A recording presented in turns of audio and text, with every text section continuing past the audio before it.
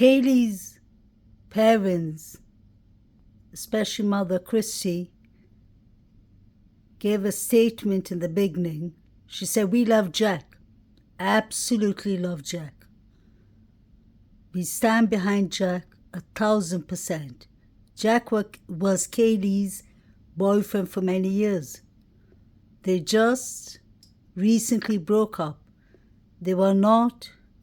They had no animosity towards each other, I guess. And they used to call each other every day. Jack is our family. Jack is 1,000, 2,000% of our family." How would the family of Kaylee know where Jack was that night? Jack was the person who was ruled out last. I wonder why. Kaylee and Maddie called him 9 or 10 times on the whole. That was at 2:52, and then we heard a female yell, "Stop it, stop." We weren't sure from which direction it was coming from, but there's definitely a female yelling.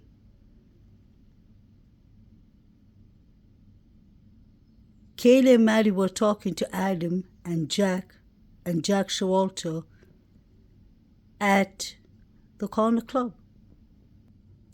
Kaylee's parents even said, "They're telling us that there's so much evidence that it's going to take a lot of time to process it all.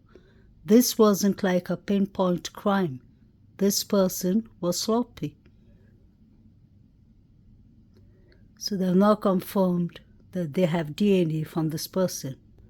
I wonder if the knife sheath was planted there. Possibly, because there were so many people at the crime scene, and the surviving roommates took 8 hours, not 8 minutes, 8 hours to call the police. Why? What were they hiding?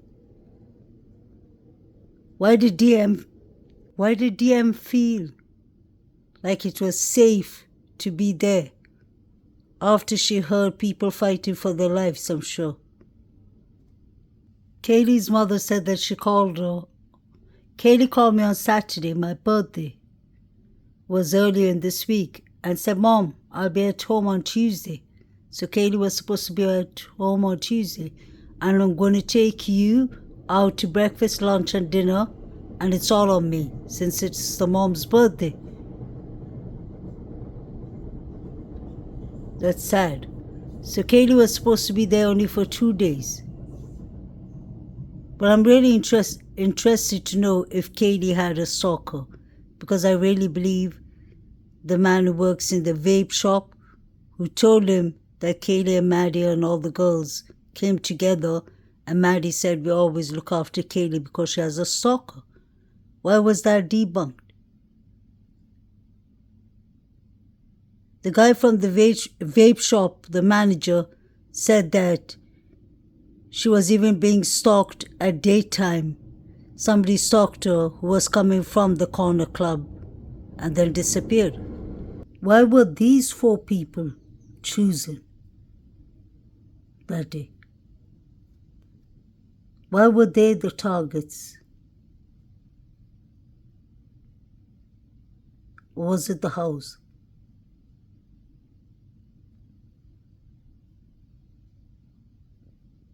And let's not forget, DM saw allegedly the suspect. So why would he let her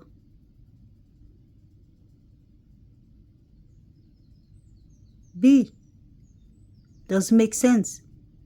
Why do they take 8 hours to call 911? They called Hunter before 911. Weren't they scared for their lives?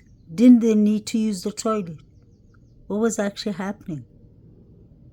This picture was taken in Taylor Avenue. I've always said that. It's the 2nd floor. I wonder who lives there, because I've seen other pictures of Zana and I believe Maddie around this area. And even Bethany Funk. I wonder who lives here.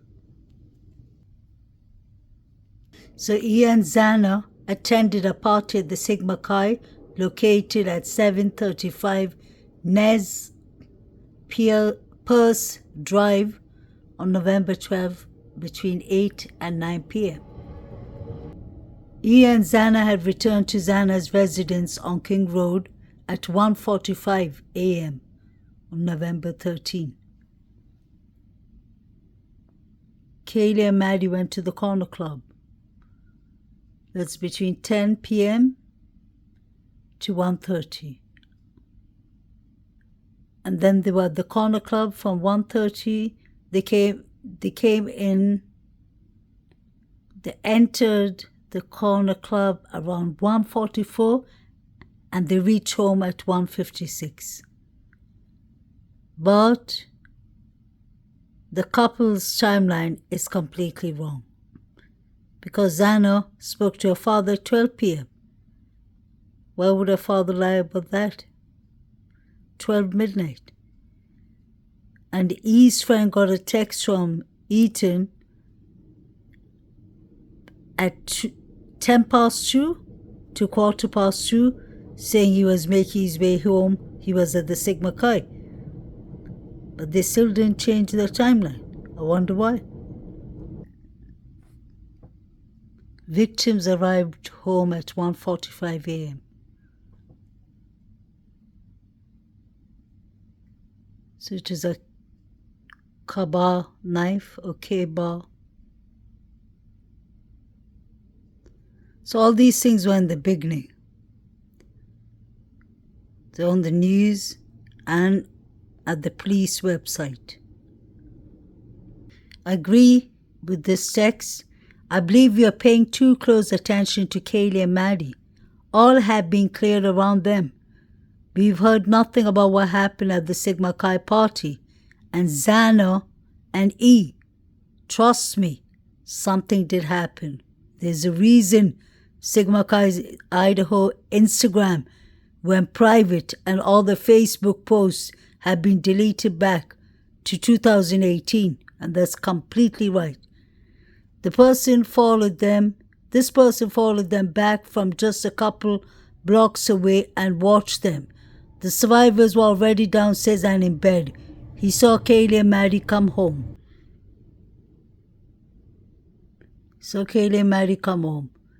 He waited until they all went to sleep, not knowing that they were two asleep, not knowing that they were two downstairs. He went in a rage and unalived the four and left back out the second floor sliding door. It's pretty simple. So that's according to someone. Sorry, let me make it clearer. I don't completely agree, but there's many parts agree. Yes, the person was a walking distance. I believe the suspects came on foot and possibly with a vehicle too. There was a lot of confusion going on that night. There are many people involved. But the person actually mentions a very important point. The Sigma Chi Instagram and Facebook were deleted. The Facebook went back to 2018. There was nothing from 2018 right up to 2022 when the unalivings happened, when this incident happened. And I think that is a concern. Why would you do that unless you're hiding something? So this was from the Daily Mail image. The claim is BLOOD was oozing out of residence, state that the scene was the worst police have ever seen. There was BLOOD everywhere, have never seen anything like this. Trash taken to garbage. Depot 36.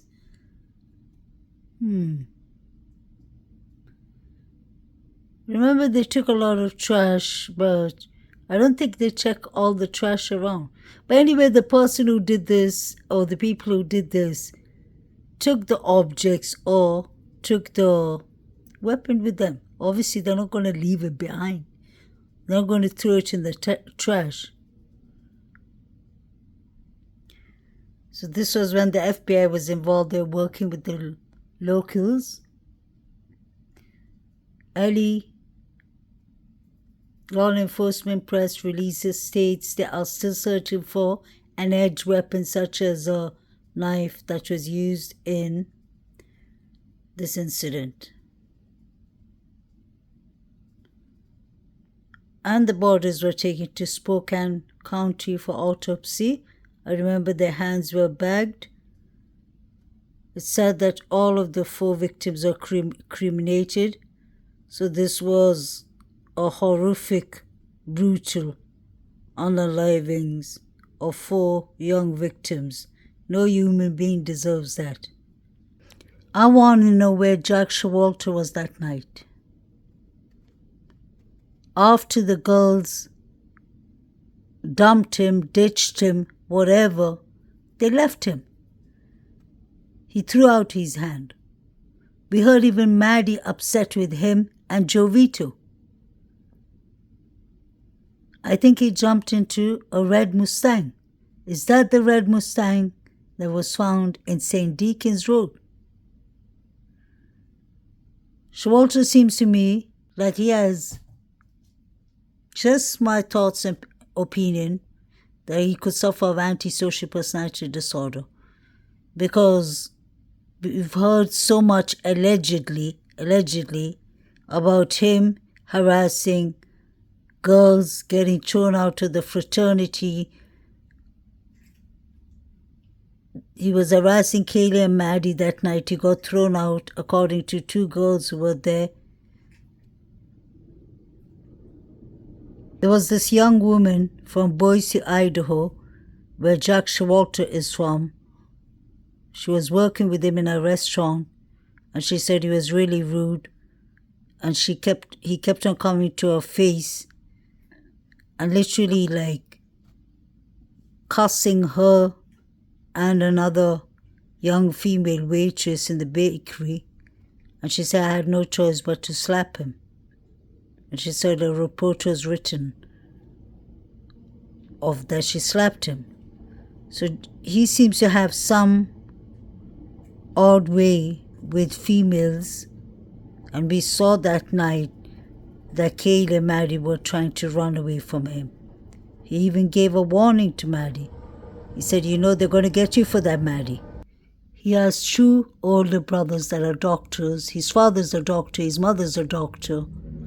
There was rumors that Eaton got him expelled from his fraternity. Possibly maybe he was harassing Zana too. But he was thrown out of his fraternity, and his parents were paying for an apartment in Queens Road, near the girls. So where did he go that night? He could have easily taken the weapons and have gone. He has hunting skills. He's a wrestler. Where was Jack Showalter? I heard that he done his interview over the phone. Make it make sense. He was the last person to see the girls. He was roaming around with them. He was nodding his head to David Lott. He was talking to Joe Vito like he knew him. And Joe Vito said that he just met him. He was trying to hide under the cap and the hoodie. What was he hiding from? He didn't order food. What was his motive? Was he sent maybe by the organizations or by whoever to look after these girls? I believe the house was bugged. I believe there was cameras set up. These girls were being watched, and there was someone inside who was working with them. Definitely. Showalter definitely knows the inside of the house. He could have had enough. He could have tried checking up Maddie or Kaylee, and maybe they didn't want him. That could have been the tip of the ice. What if Showalter actually knows Beaky? This young man is a wrestler. He's skinned animals before, trigger warning, and he's thrown it in front of sororities. Hunting is legal in Idaho, and his family really has a lot of passion in hunting. They have a lot of pictures. He's been hunting since 15 years old, and he had 2 K-bars in his picture. So he has access of getting a K-bar. He lives near the girls. He was rejected by the girls. He could have just had it. And if it's true, if the rumors is true that E got him kicked out of his fraternity, maybe that was the tip of the ice. Just saying. He knows Adam and Jack D well. Now I found this to be interesting. Kaylee, I think this is her Instagram. She basically wrote, "Don't miss me too much, Hawaii." I think she was in Hawaii. Then Jack Ducor 3 wrote, "Anyone got a rag I can clean up with? Question mark. I don't know if he's trying to be rude to Kaylee. Then somebody wrote, "Gaming strict, yeah. Man, you left a lot of creepy comments on a bunch of our pictures. You look sus. AF."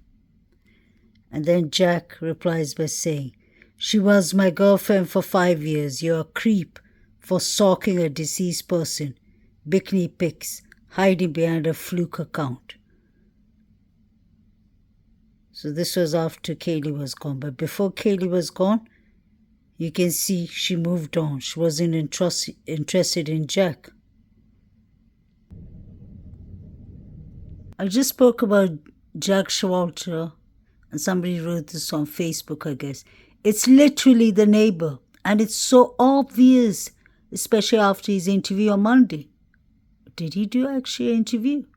I've never seen an interview of any of the Jacks. He's a stalker, hunter, that's true. Long-time resident, true. And maybe even hoodie boy.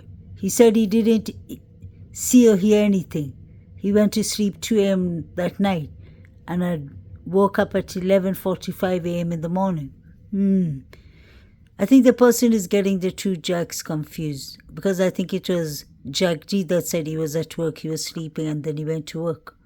Jack Showalter ran off to Boise, Idaho. I remember that clearly. And then there were rumors that he went with his parents. After he went to the cabin, he went to Africa because they do missionary work as doctors in South Africa and Kenya. But I am not sure about that rumor. But I know for a fact that he went to Boise, Idaho. He drove 5 hours to his family's cabin. He's a wrestler. He's a young man. He was upset. You can imagine if you're being ignored all the time. I'm not saying everyone or anyone would have snapped and just did it, but I'm just saying some people, I think it just takes them, like they say, it's a thin line between sane and insanity. Crime or passion.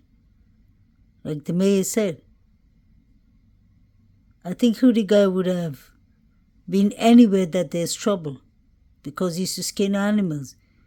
Remember there was a dog that was found deceased and brutally unalived and skinned right before this, although the police debunked that and said it had nothing to do with this case.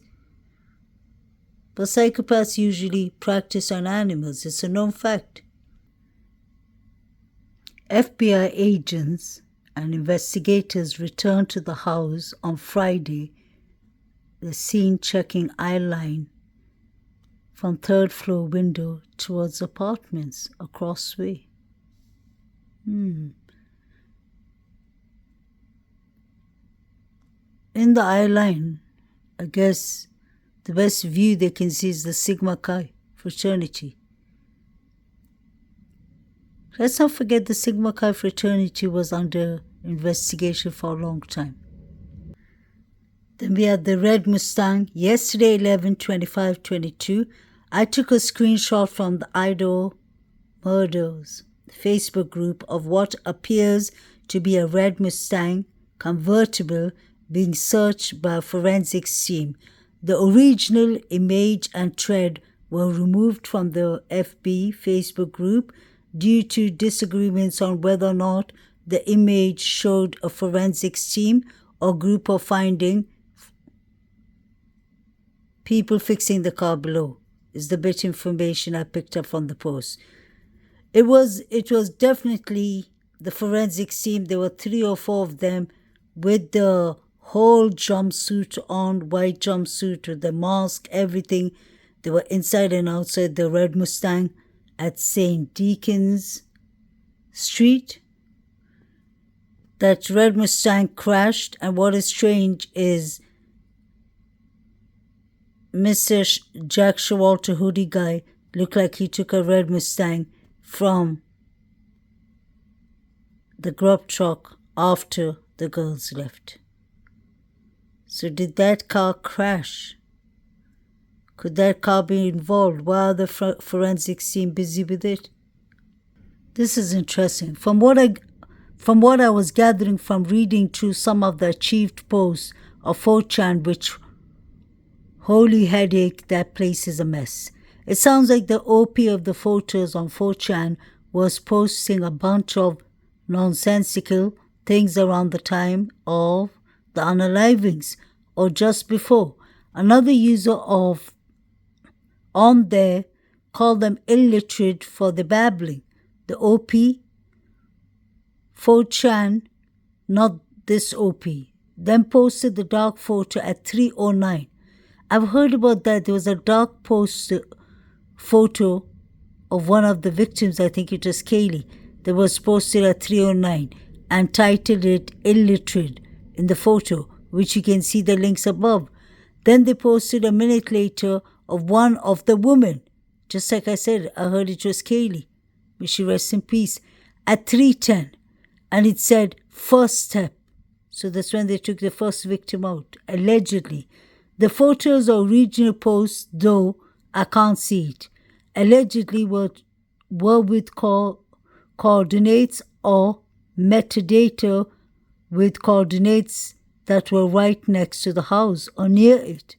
So the users, they were wondering if it was being posted in real time. Remember, guys, I used to always say, was the live stream going on? What was Saeed and Jovita and all these people watching? The photos or regional posts, though I can't see it, allegedly were with coordinates or metadata with coordinates that were right next to the house or near it. So the users were wondering if it was posted in real time. Unknown, but they're theorizing that the photos were actually from outside on a roof and looking in. And then it appeared that the police were then investigating the eye line through the windows of the 3rd floor shortly after the post of 4chan. This is really interesting, guys. I don't know if you can see it clearly. Let me do this. Let me go back. So the FBI was doing the eye line on the 3rd floor because it looked like they were following the 4chan. And it seemed like somebody must have been recording or something from on top of the roof looking in at the 3rd floor. and maybe later on second floor, because they recorded one victim at 3 and then another one at 3:10. Wow. Wow. So I think this is more clear for you all to read.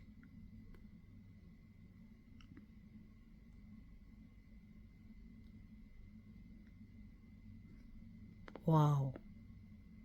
I always wonder if there was a live stream or something going on. It looked like the pictures were in real times, just like this poster says. Trigger warning, you'll have seen this. That's hoodie guy in the blue shirt.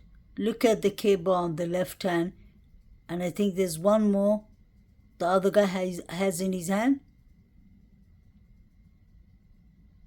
So he has means of getting cables, and he doesn't look like he gets sick of looking at the red stuff.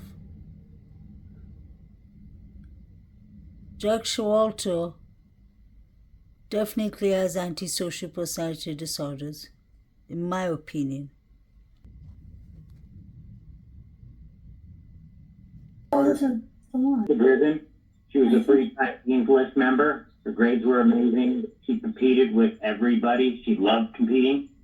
She was just a highly driven person who had many goals in life. She had an internship at a full-time position, and we've worked with them, and they've been great with us this whole time. But yeah, she was driven, and she was going to go somewhere in life, and a great member of society. And he made a mess, and there's a mess there, and they're going to have to go through that point by point, and that's going to take a lot of time. That's why they reached out to other facilities to help them with that lab work. They do have a mobile unit on site that they said that they're able to really expedite things with this mobile unit.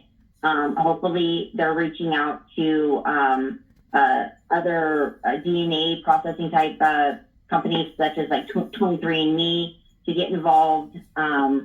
They have not confirmed that they have DNA from this person. They just said that they have a ton of evidence and evidence. Sorry guys for the background. I found it interesting that Kaylee's mother, Chrissy, says that in the beginning they told them they don't have much DNA, but they have a lot of other evidence.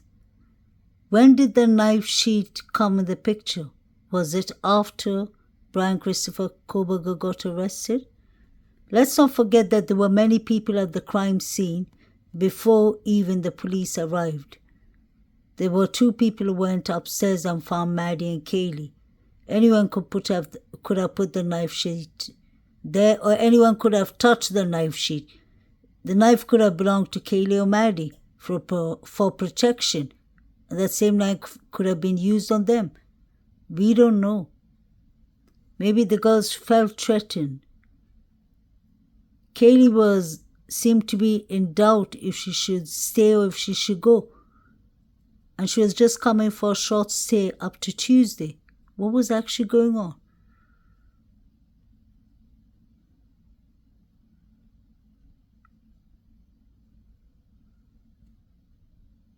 E had that red Jeep. Kaylee had her SUV. The students are definitely working hard and getting installment plans to pay off these cars, I guess, but we don't know. These are youngsters, they could have got involved in anything. I'm sure it had to do with money. Let's not forget that many people had the code number to get in the front door. Why was the front door left open?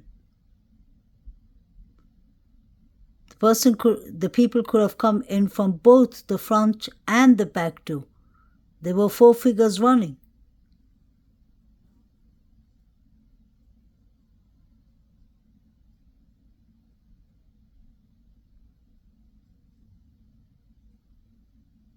Xana told her father to come and fix her lock, her door. I wonder if it was the outside door or her inside door. Most likely it was the inside door. But everyone had the code. Jack D definitely had it. Like he said himself, he was on and off with Kaylee for 5 years. May she rest in peace. Jack Showalter had the code. Definitely many people had the code. DM and Bethany Funk could have left the sliding door open for the people or let them in from the front door. In such cases, you have to be open-minded. You have to think rationally. It could be anyone, especially the surviving roommates. It was Chief Fry who said that I did not say they were witnesses, they were just there. So they weren't witnesses in the beginning. When did they become witnesses? Was this a setup? Why would Brian Koberger take a chance to come to a house that is surrounded by other houses, that there are at least 4 or 5 vehicles outside? Why would he take a chance? Plus, there's a dog. They can bark and draw attention. This doesn't make sense. What could his motive be? And why didn't they find any DNA in his car? He would have been full of red liquid. Doesn't make sense. Pay attention to this picture. Was from the day this horrific quadruples happened. DM said that BK left from the sliding door. Wouldn't there have been blood dripping from his weapon on the floor? At least small drops even? Make this make sense. There wasn't any red liquid on the veranda or the front door or the front walls. Was this someone they knew, like the fraternity boys? We've seen Hunter there. He practically lived there. He was opening the door to the cops twice. Once with Kaylee and once with the other guy, Eddie, from the Sigma Chi. What was actually going on in this house? Were all the 4 victims the targets? I'm glad that the surviving roommates survived, but I just want to know, why would BK let DM survive if she saw him? And she definitely saw him because he walked right past her. Please like, share and subscribe. I hope the correct justice is served. Condolence to their families. May they rest in peace. Have a lovely weekend.